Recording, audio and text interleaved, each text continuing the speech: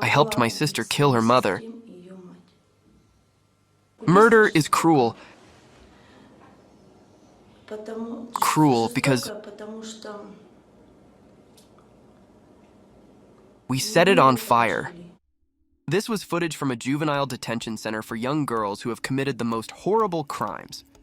What amazes me most is how the camera crew was able to interview these horrible people in the first place. What do you think it's like to sit across from a maniac? Tonight, we're going to delve into the terrifying atmosphere of horrific crimes. You'll hear firsthand the opinions of murderers and maniacs about what they've done. Because in this video, I have specially for you collected the most interesting interviews with especially dangerous criminals from all over the world. Edmund Kemper. Edmund Kemper is one of the few maniacs who are actually very intelligent, even took IQ tests and scored very high marks. He did this while being in a psychiatric hospital, which he entered after killing his grandmother and grandfather. In just a few years, this educated young man killed 8 people, including 6 female students, his own mother, and her friend. In total, 10 people died at the hands of this maniac. You were involved in the campus because your mother worked there? Yes. I was also involved in killing co-eds because my mother was associated with college work, college co-eds, women, and had had a very strong and violently outspoken position on men for much of my upbringing. From his stories, it can be concluded that he came to commit such horrible acts because of a difficult childhood. His mother constantly humiliated him, locked him in the basement, and told him he would never find a girlfriend because he resembled his father too much. All this distressed Edmund. At 15, he couldn't stand his mother's attacks and moved to his father's place. However, his father couldn't take him in, as he had a new family.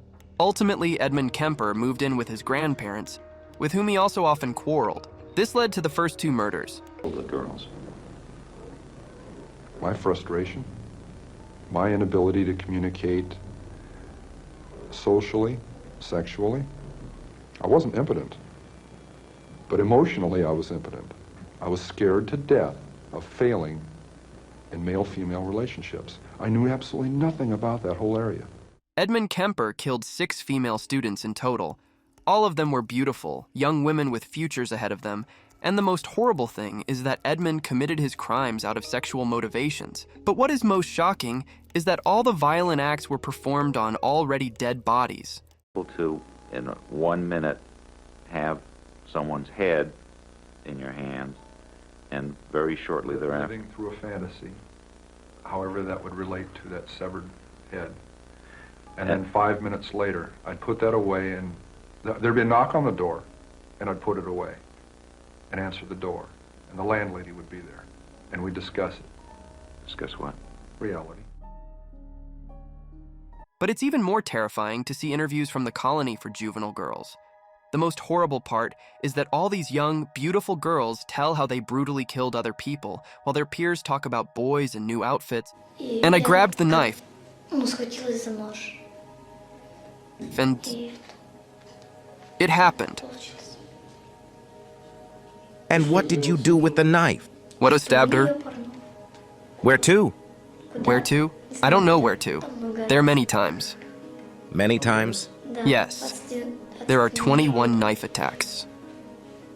When you hear all these stories, you can't fully grasp that this is reality. And it's scary to imagine what kind of conditions these children grew up in, what they went through, and what led them to start killing. I think such things simply shouldn't be possible in our world, but such horrors are happening more and more often. Just listen to the interview with this beautiful girl. She doesn't hide her thoughts about what she did. Together with an accomplice, she robbed a bar and brutally killed a worker who refused to give up the keys. When you hear this story, it becomes frightening, but it's even worse when you hear it firsthand. Killed a woman.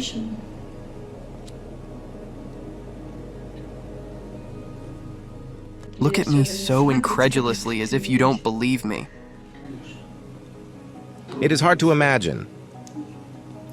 My term is 10 years. Richard Kuklinski. Personally, I've come to believe that behind all these horrors that killers commit is a difficult childhood. Consider this. The girls in the previous interviews were 100% raised in dysfunctional families, just like Edmund Kemper. And they all probably had communication problems, so they committed their horrific crimes. Almost any serial killer fits that theory. Take a Richard Kuklinski, for example. His family was the epitome of horror. The mother was religious and beat her children, the father was an alcoholic who killed his child, and his younger brother raped and murdered a 12-year-old girl. It sounds like Richard grew up not in a family, but in a colony for people who committed serious crimes. Naturally, it was almost impossible to grow up to be a normal person in such conditions. I was a person who was able to hurt somebody at any given time with no remorse,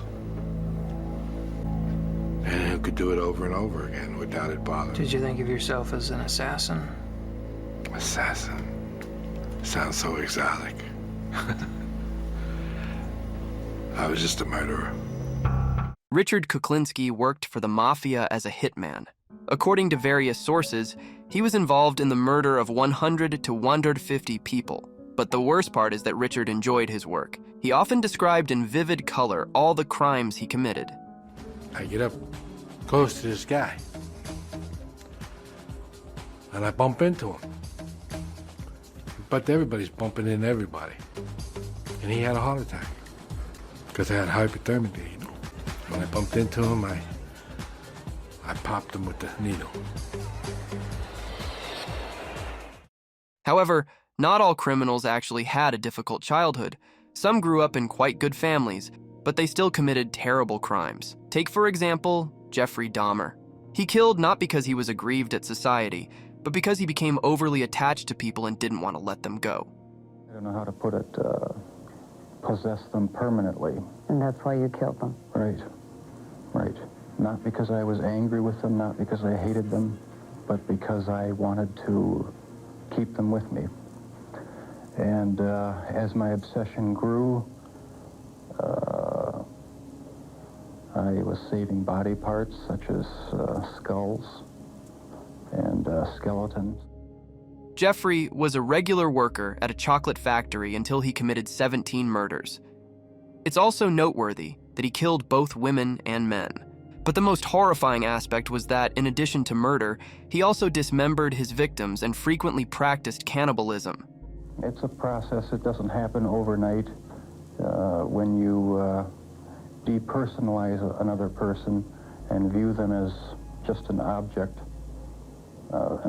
for pleasure instead of a living, breathing human being, seems to make it easier to do things you shouldn't do. To Jeffrey, all his victims were not perceived as people. He regarded them as mere objects. He didn't see them as individuals. This detachment enabled the murderer and cannibal to commit his terrifying crimes over a span of 10 years. The first killing was not planned. I was coming back from the shopping mall back in '78. I had had fantasies about picking up a hitchhiker and taking him back to the house and having complete control and dominance over him. Here, Jeffrey Dahmer describes his first crime. He strangled and dismembered an 18-year-old boy. The most terrifying part was that the maniac hid the body in a Sawega pipe, making it nearly impossible to find. Only when Dahmer gave his statements to the police did he confess where the boy's body was hidden. He also shared where and how he hunted for his victims. Frequenting the gay bars. One time I brought this young man back to the hotel room, the Ambassador Hotel. Was just planning on drugging him and spending the night with him. I had no intention of hurting him. When I woke up in the morning, he had a broken rib here, was heavily bruised. Apparently I had beaten him to death with my fists. And you have no memory? I have no memory of it. But that's what started the whole spree all over again. Another fact that amazes me is that many serial maniacs are not deranged and frightening people. They appear to be quite normal, intelligent, and educated. Many of them can easily gain your trust. Take, for instance, Ted Bundy. He could seduce practically any woman with his smile and charisma, but the most horrifying thing is that this person was far from who he claimed to be. He was a real maniac. The worst part is that many women trusted him. So many, in fact, that according to official data, Ted Bundy committed 30 murders. Sure, I get angry. Very, very angry and indignant. I don't like being locked up for something I didn't do, and I don't like my liberty taken away, and I don't like being treated like an animal, and I don't like people walking around and ogling me like I'm some sort of weirdo, because I'm not. I've matured in the past year. Believe me, I've grown in the past year, and I've learned a lot of things about myself in the past year. My only... Have you ever physically harmed anyone? Ever physically harmed anyone? No. It's terrifying to hear firsthand stories of murder or any other crime, but it's even more dreadful to hear how the same person denies their guilt. In his interview, Ted Bundy claimed that he hadn't killed all those people. The man hypocritically sympathized with the families of the deceased. Probably, he was seeking clemency. Fortunately, he failed to prove his innocency. Facing a firing squad. I think I stand about as much chance of dying in front of a firing squad or in a gas chamber as you do being killed on a plane flight home. Let's hope you don't. But So you don't lie awake at night thinking about it? Not a moment. Honest to God, not a moment. Because it's not going to happen. It's not going to happen. You are not guilty.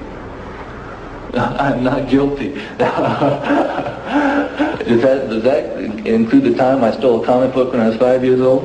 I am not guilty of the charges which have been filed against me. And the allegations? Perhaps the most cruel and terrifying serial killer can be considered Charles Manson. This man organized his own cult named The Family, which committed very high-profile crimes.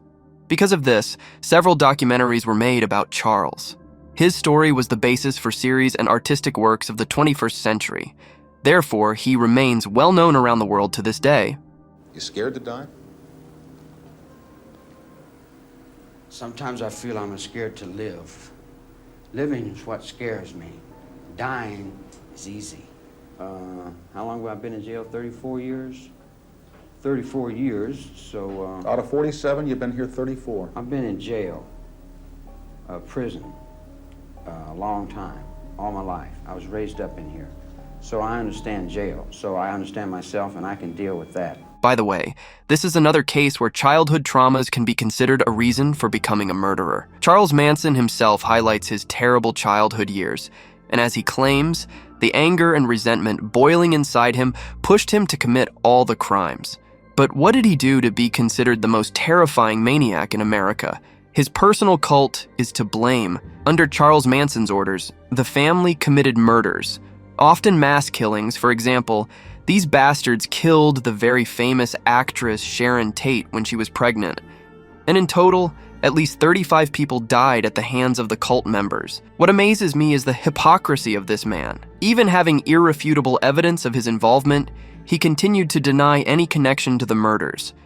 If you got out of here, there are a lot of people who think you'd go start killing people again.